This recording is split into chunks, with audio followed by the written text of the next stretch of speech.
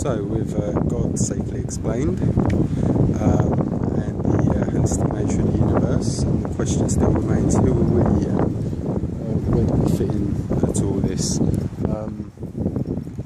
It's a good question, and it's another one of these questions that we will simply never ever be able to answer completely, but we can try. And you know, surely it is our purpose to try to do that. Surely we owe it to ourselves and to each other to absolutely try our best to do that.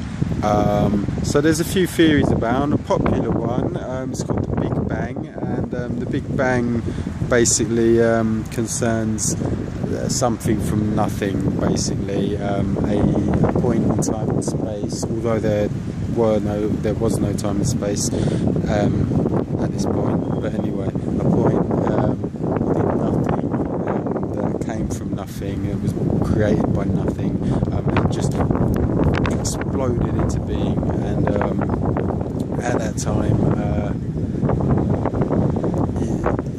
the quantities were immeasurable, the quantities were extremely dense, yet also of almost no mass. It was apparently incredibly high temperature. I mean, how anybody knows any of this, I don't know. But since that point, it's been expanding and expanding and expanding, and it's taken 13.7 billion years, they say. Although, as Russell Brand quite excellently pointed out, quite obviously pointed out, that a year is the time it takes the Earth to go around the Sun. So if the Earth and the Sun didn't exist at that point, what was a year? Indeed, what is a year anyway, really?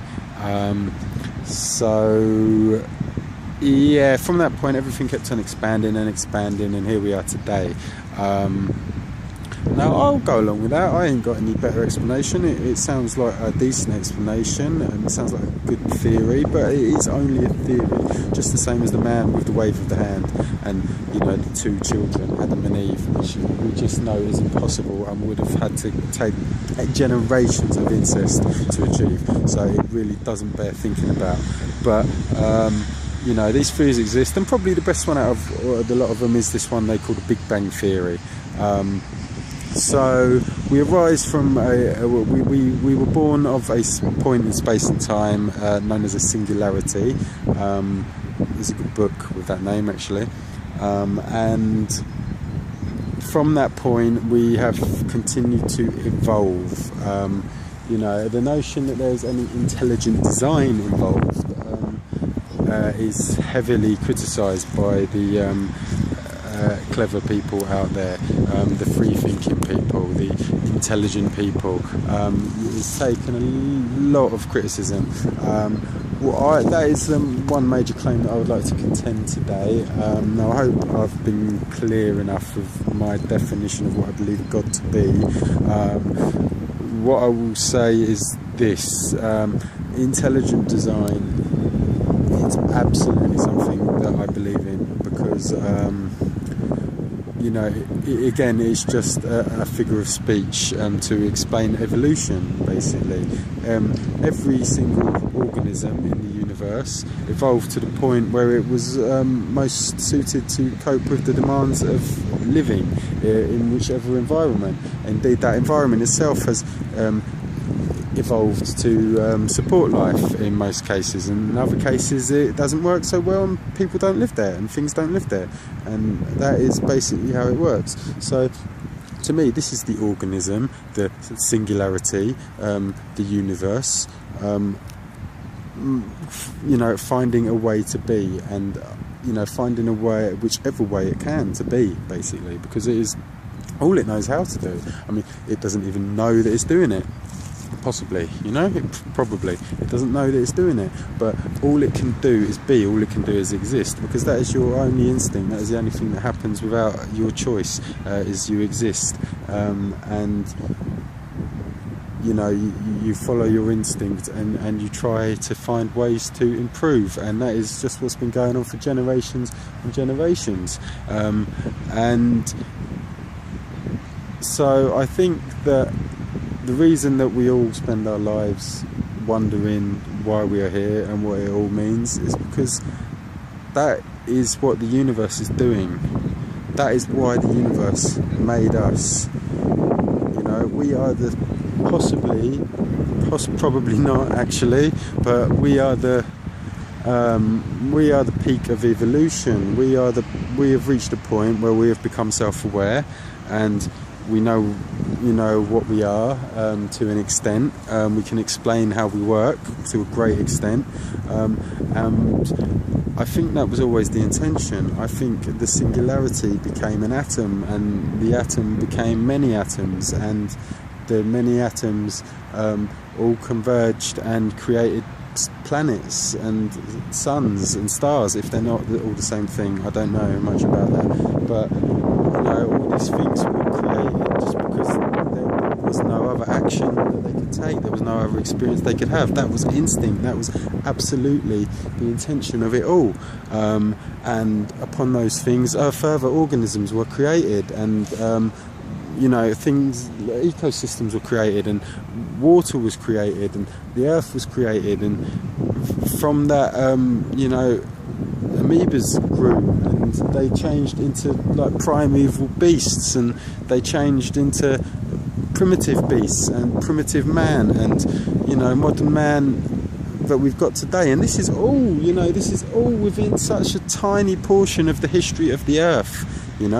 I mean, anyone will tell you that the earth is probably millions of years old. Some maybe fundamental Christians or Muslims might contend that it's 10,000 years old, or several thousand anyway. Certainly, whichever way you look at it, civilization, modern civilization as we know it, was no more than 10,000 years old, something like that. And these ideas that we're having, this science that we're able to use to explain life, and even these spiritual ideas to a lesser extent, have only come around in the last, in those 10,000 years, I suppose, but the more scientific ideas in the last 200 years, and science is now moving at such a rate that we're able to explain more and more about ourselves, and we're able to understand the mechanisms closer. We're able to understand the mechanisms more anyway. We're able to understand everything a lot more, and we're really reaching a point where we could just make a fundamental breakthrough in our evolution. Because don't tell me that evolution has stopped. Don't tell me that we are the ultimate peak. And I think that's why we're here. I think really we are a stage in the evolution of the galaxy, where the galaxy begins to find out what it is, and we can ourselves living now, and the following generations can be the ones that really made a massive change. But I don't want to contradict other ideas too much, although I am very self-contradicting at times. I mean, what I'm getting at there is that I think we could have been through this process again and again and again, many times. In fact, I'm sure we have.